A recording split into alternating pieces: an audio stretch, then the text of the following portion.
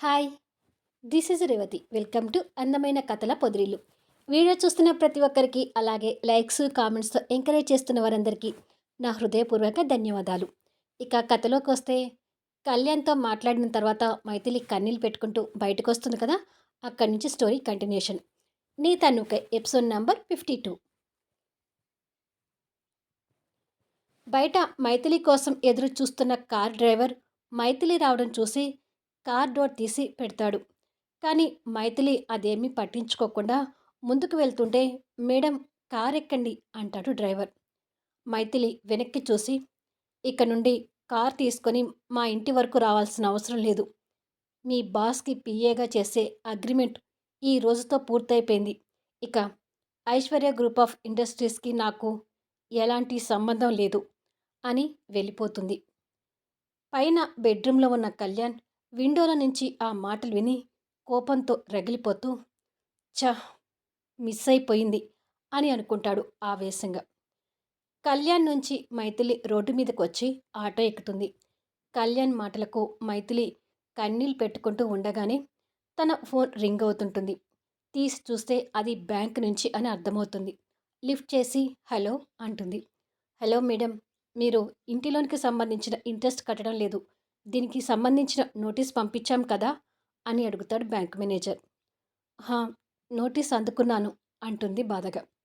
మరో 15 రోజుల్లో మీరు డబ్బు కట్టకపోతే ఇల్లు జప్తు చేయబడుతుంది, త్వరగా డబ్బు కట్టే ఏర్పాటు చేయండి అని చెప్పి ఫోన్ పెట్టేస్తాడు. మైథిలి బాధపడుతూ 15 రోజుల్లో డబ్బు ఎక్కడి నుంచి తీసుకురావాలి అని ఆలోచిస్తూ ఇంటికి చేరుతుంది. ఆటో దిగి లోపలికి వచ్చేసరికి రాజేశ్వరి గారు చంద్రికాని కొడుతూ, ఎంత పని చేశావే పాపిష్టిదానా అని తిడుతుంటుంది.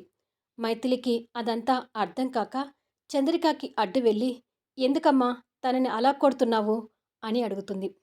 రాజేశ్వరి కన్నీళ్ళు పెట్టుకుంటూ, దీనిని కొట్టడం కాదే, ఇది చేసిన పనికి చంపాలి, నీ చెల్లెలు నెల తప్పింది మైథిలి అని అంటుంది. అసలే బాధలో ఉన్న మైథిలికి ఆ మాటలు వినగానే తన తల మీద మరో పిడుగు పడినట్టుగా అవుతుంది. షాక్లో మైథిలి అలాగే నిలబడిపోయేసరికి రాజేశ్వరి చంద్రికని కొడుతుంటుంది.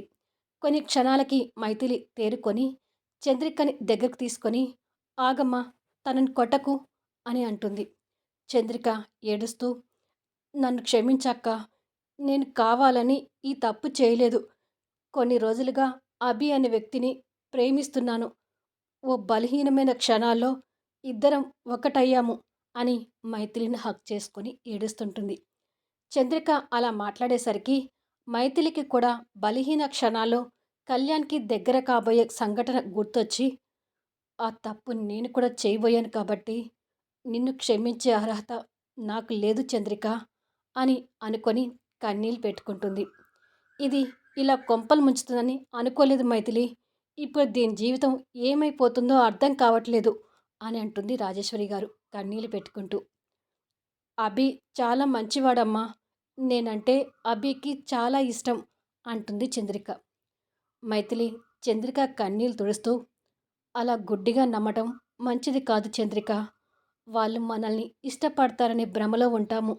ఆ భ్రమలని వీడాక వాళ్ళ వ్యక్తిత్వం ఎంత నీచంగా ఉంటుందో అప్పుడు అర్థమవుతుంది అని అంటుంది. అదేమీ లేదక్కా, అభి చాలా మంచివాడు, నన్ను మోసం చేయడనే నమ్మకం నాకుంది అని అంటుంది. నీ నమ్మకం నిజమైతే మంచిదే చంద్రిక. ఇంతకీ ఆ అబ్బాయి ఇంటి అడ్రస్ ఎక్కడా అని అడుగుతుంది. మోహన్ గారు ఉండే వీధిలోనే అక్క. ఒకసారి మేమిద్దరం మాట్లాడుకుంటూ ఉండగా మోహన్ గారు కూడా చూసి నన్ను మందలించారు అని అంటుంది. చంద్రిక విషయంలో మోహన్ ఎందుకు హెచ్చరించాడో మైథిలికి అప్పుడు అర్థమవుతుంది. బయటకొచ్చి మోహన్కి కాల్ చేస్తుంటుంది. మోహన్ కాల్ లిఫ్ట్ చేసి హలో అని అనడం వినిపిస్తుంది. నువ్వు మీ ఊరు నుంచి ఎప్పుడు వస్తున్నావు మోహన్ అని అడుగుతుంది.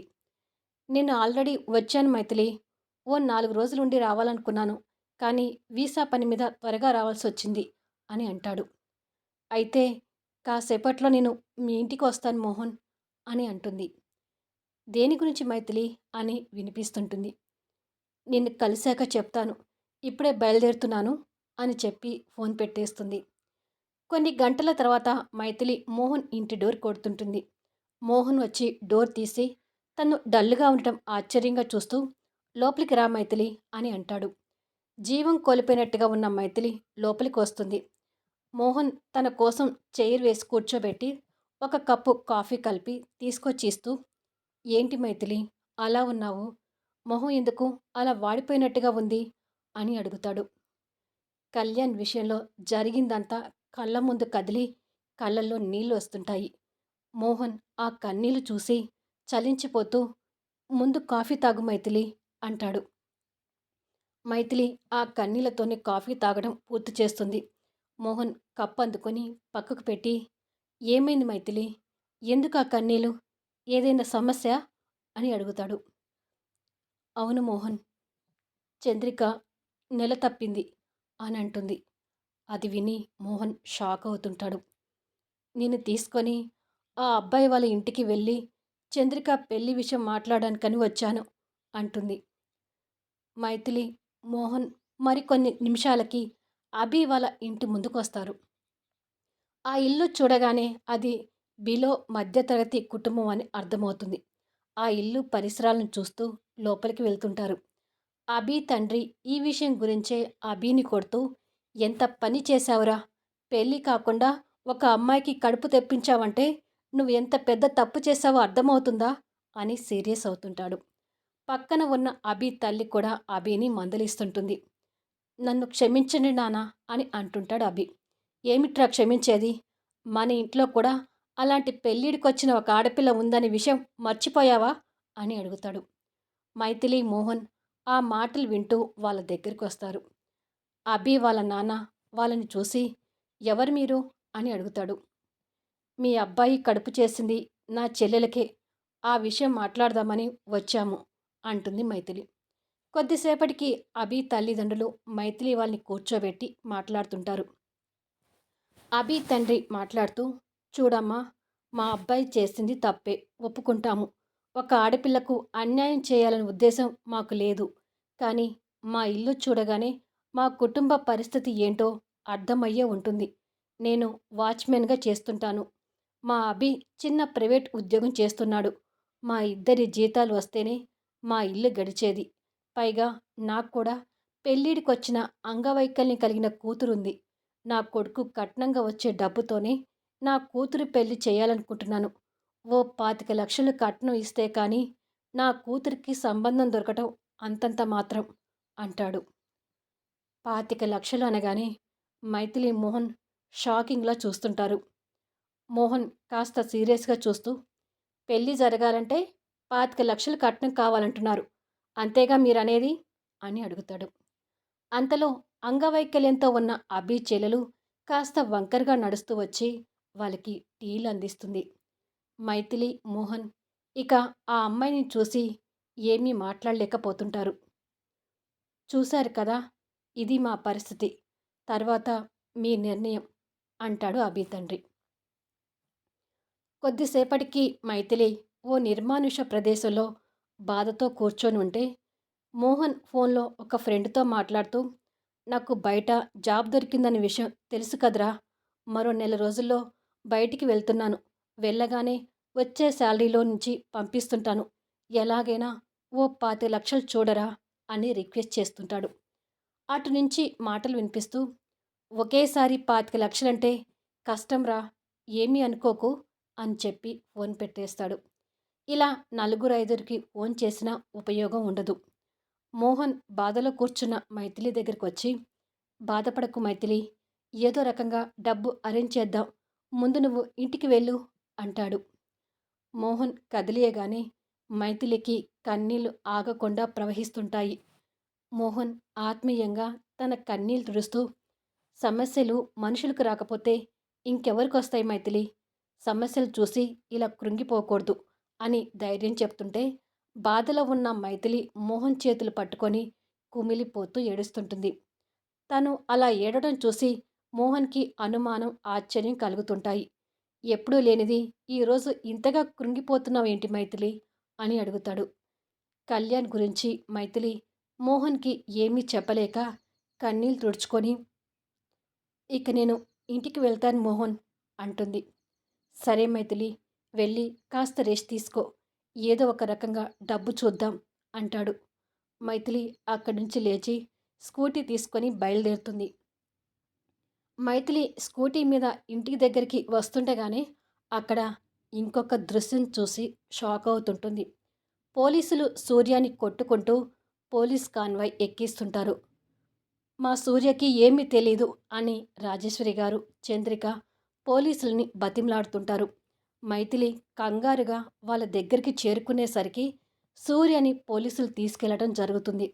మైథిలి స్కూటీని ఆపి సూర్యని తీసుకెళ్తున్న కాన్వాయ్ని చూస్తూ, సూర్యని పోలీసులు తీసుకెళ్లడం ఏమిటమ్మా అని అడుగుతుంది. ఏమీ అర్థం కావట్లేదక్కా. సూర్య కొన్ని నెలలుగా పెట్రోల్ బంక్లో ఉద్యోగం చేస్తున్నాడంట.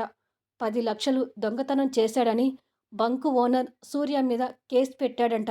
ఆ 10 లక్షలు ఇస్తేనే సూర్యని వదిలిపెడతామని పోలీసులు చెప్తున్నారు అని ఏడుస్తుంటుంది చంద్రిక. 10 లక్షలా అని మైథిలి ఆశ్చర్యపోతుండగానే పక్కన ఉన్న రాజేశ్వరి గారు గుండె నొప్పితో కుప్పకూలుతుంది. అమ్మా అంటూ మైథిలి భయపడుతూ తల్లిని ఒడిలోకి తీసుకుంటుంది. మరికొద్దిసేపటికి రాజేశ్వరి గారు హాస్పిటల్లో ఐసీయూలో ఉంటుంది. డాక్టర్ ఎదురుగా కూర్చున్న మైథిలితో మాట్లాడుతూ, 24 గంటల్లో మీ అమ్మగారికి ఆపరేషన్ చేయకపోతే ఆమె ప్రాణాలు నిలబడవు. ఆపరేషన్కి 20 లక్షలు ఖర్చవుతుంది. మీరు ఆ అమౌంట్ కట్టగానే మేము ఆపరేషన్ స్టార్ట్ చేస్తాము అంటాడు. డాక్టర్ మాటలతో మైథిలి ఉన్న గుండె ధైర్యాన్ని పోగొట్టుకొని మౌనంగా ఆ రూమ్లో నుంచి బయటకొచ్చి డోర్ గ్లాస్లో నుంచి ఐసీయూలో చలనం లేకుండా పడుకొని ఉన్న తల్లిని చూస్తూ కన్నీళ్లు పెడుతుంటుంది. చంద్రిక ఏడుస్తూ మైథిలి దగ్గరికి అమ్మని ఎలాగైనా బతికించక్క ప్లీజ్ అని వేడుకుంటుంది. అంతలోనే మైథిలి కాస్త ధైర్యం తెచ్చుకొని, అమ్మకు ఏమీ కాదు చంద్రిక, నువ్వు ఏడవకు అని చంద్రికని దగ్గరకు తీసుకొని ధైర్యం చెప్తుంటుంది. ఈలోపే పోలీస్ స్టేషన్ నుంచి కాల్ వస్తుంటుంది. భయంతోనే లిఫ్ట్ చేసి హలో అంటుంది. అటు నుంచి సూర్య ఏడుస్తూ, అక్క, నిజంగా నేను ఏ డబ్బుని దొంగిలించలేదు. పోలీసులకి ఆ విషయం చెప్తుంటే నా మాట నమ్మకుండా నన్ను లాఠీతో కొడుతున్నారు. నాకిక్కడ భయంగా ఉందక్క. నన్ను పోలీసుల నుంచి విడిపించి తీసుకెళ్ళక్క అని వేడుకుంటాడు. తమ్ముడు మాటలు వింటున్న మైథిలికి కళ్ళల్లో నీళ్లు ధారాళంగా కారుతూ, నేను ఇప్పుడే వస్తున్నాను సూర్య అని ఫోన్ పెట్టేసి, అమ్మ చంద్రిక, నువ్వు ఇక్కడే ఉండు, నేను సూర్య దగ్గరికి వెళ్ళొస్తాను అంటుంది. సూర్య ఎలా ఉన్నాడంట అక్క? పోలీసులు వాణ్ణి కొడుతున్నారా అని బాధగా అడుగుతుంది. అదేమీ లేదులే, నువ్వు ధైర్యంగా ఉండు, నేను వెంటనే వస్తాను అని వెళ్ళబోతుండగా సూర్య, రాజేశ్వరి గారి గురించి విషయం తెలుసుకున్న మోహన్ కంగారుగా మైథిలికి ఎదురొస్తాడు. మీ అమ్మగారికి ఎలా ఉంది మైథిలి అని అడుగుతాడు. అమ్మకి 24 గంటల్లో ఆపరేషన్ చేయాలంట, లేదంటే అని ఏడుస్తుంటుంది. మోహన్కి రాజేశ్వరి గారి ఆరోగ్య పరిస్థితి అర్థమై షాకింగ్లా చూస్తుంటాడు. అంతలోనే మైథిలి కన్నీళ్ళు తుడుచుకొని, నువ్వు కాస్త చంద్రికకి తోడుగా ఉండు మోహన్, నేను ఇప్పుడే వస్తాను అని అక్కడి నుంచి ఫాస్ట్గా వెళ్తుంటుంది. మైథిలి పరిస్థితిని చూస్తున్న మోహన్కి కూడా కన్నీళ్ళు ఆగక, మైథిలి ఇవన్నీ ఎలా తట్టుకుంటుంది అని అనుకుంటాడు. కొద్దిసేపటికి మైథిలి పోలీస్ స్టేషన్కి వెళ్ళేసరికి ఎస్ఐ లేడు అన్నట్టుగా సీట్ ఖాళీగా ఉంటుంది. కానిస్టేబుల్స్ కనిపిస్తుంటారు. సూర్య ఎక్కడ అన్నట్టుగా అటువైపుగా చూసేసరికి సూర్య లాఠీ దెబ్బలకు గురై గాయాలతో లాకప్లో ఏడుస్తూ కూర్చుంటాడు. తమ్ముడిని ఆ పరిస్థితిలో చూడగానే మైథిలి ప్రాణం అల్లాడిపోతూ సూర్య అంటూ దగ్గరికి వస్తుంది. మైథిలిని చూడగానే సూర్య కాస్త ధైర్యం తెచ్చుకుంటూ కూర్చున్నవాడల్లా లేచి మైథిలి దగ్గరికి వచ్చి, అక్క, నేను ఏ డబ్బు దొంగిలించలేదు. నన్ను అనవసరంగా ఈ దొంగతనంలో ఇరికించి చావగొడుతున్నారు. నన్ను ఎలాగైనా ఈ కేసు నుంచి విడిపించు, ఇక్కడి నుంచి తీసుకెళ్ళక్క అని అడుగుతాడు దీనంగా. అసలు ఏం జరిగిందిరా? ఈ దొంగతనం కేసులో ఎలా ఇరుక్కున్నావు? అసలు నువ్వు ఉద్యోగం చేయటం ఏంటి అని అడుగుతుంది. నా ట్రీట్మెంట్కి డబ్బు ఎక్కువగా ఖర్చయింది కదక్కా. దాంతో నువ్వు ఆర్థిక ఇబ్బందులతో ఇంటి లోన్‌కి ఇంట్రెస్ట్ కూడా కట్టలేకపోతున్నావని అర్థమైంది. కాస్తన్నా నీకు సహాయంగా ఉందామని ఒక పెట్రోల్ బంకులో ఉద్యోగంలో జాయిన్ అయ్యాను. వాళ్ళు నాకు చెప్పిన పని మా ఓనర్‌కి సంబంధించిన అన్ని పెట్రోల్ బంకులలో డబ్బులు కలెక్షన్ చేసి, ఆ డబ్బుని బంకు ఓనర్ ఇంటికి వెళ్ళి అప్పజెప్పాలి. 4 నెలలుగా అలాగే చేస్తున్నాను. నిన్న కూడా అలాగే 10,00,000 బ్యాగ్‌లో పెట్టుకొని వాళ్ళ ఇంటికి వెళ్ళాను అంటూ జరిగింది చెప్తుంటాడు. Flash back. సూర్య ఆ డబ్బుల బ్యాగ్ తీసుకొని ఓనర్ ఇంటికి వెళ్ళి డోరు కొడతాడు. దాదాపు సూర్య వయసున్న ఒక అందమైన అమ్మాయి డోర్ ఓపెన్ చేసి, హాయ్ సూర్య అంటుంది నవ్వుతూ. హాయ్ క్రాంతి అని సూర్య కూడా నవ్వుతూ పలకరించి, సార్ని పిలిస్తే డబ్బులిచ్చి వెళ్తాను క్రాంతి అంటాడు. మా అమ్మా నాన్న ఊరు వెళ్ళారు సూర్య. ఇంట్లో అన్నయ్య నేను మాత్రమే ఉన్నాము అంటుంది క్రాంతి. అలాగా, మరి ఈ డబ్బు ఎవరికివ్వాలి అని అడుగుతాడు. ఒకసారి మా నాన్నగారికి ఫోన్ చేసి నాకు ఇవ్వమంటారో అడుగు, ఇవ్వమని చెప్తే డబ్బు నాకిచ్చి వెళ్ళు అంటుంది క్రాంతి. సరే అని సూర్య ఆ ఓనర్ జగన్నాథానికి ఫోన్ చేసి, హలో సార్, డబ్బు తీసుకొచ్చాను, మీరేమో ఇంట్లో లేరు అని అంటుండగానే, మా అబ్బాయికో మా అమ్మాయికో ఎవరికో ఒకరికి ఆ డబ్బు ఇచ్చే సూర్య అని అటు నుంచి జగన్నాథం గొంతు వినిపిస్తుంది. అయితే క్రాంతి మేడం కలిశారు, తనకు ఇస్తున్నాను సార్ అంటాడు. ఓకే, అలాగే ఇవ్వు అని జగన్నాథం ఫోన్ పెట్టేస్తాడు. సూర్య ఆ బ్యాగ్ క్రాంతికిచ్చి, ఒకసారి డబ్బుని సరిచూసుకోండి అంటాడు. 4 నెలలుగా నువ్వే తెచ్చిస్తున్నావు, నీ మీద నమ్మకం ఉందిలే సూర్య అంటుంది క్రాంతి నవ్వుతూ. డబ్బు విషయంలో అంత నమ్మకం పనికిరాదు మేడం, మీరొకసారి సరిచూసుకుంటే నేను ఇక్కడి నుంచి వెళ్ళిపోతాను అంటాడు. సరే సూర్య అని క్రాంతి బ్యాగ్ ఓపెన్ చేసి డబ్బుల కట్టలు లెక్కపెట్టి, 10,00,000 ఉన్నాయి సూర్య అంటుంది. సరే, జాగ్రత్త, సార్ రాగానే డబ్బు అప్పజెప్పండి అని చెప్పి వెళ్తాడు. వెళ్తున్న సూర్య వైపు క్రాంతి తన్మయంగా చూస్తూ నవ్వుతుంటుంది. ఇది అక్క జరిగింది అని పోలీస్ స్టేషన్లో సూర్య చెప్పడం ముగిస్తాడు.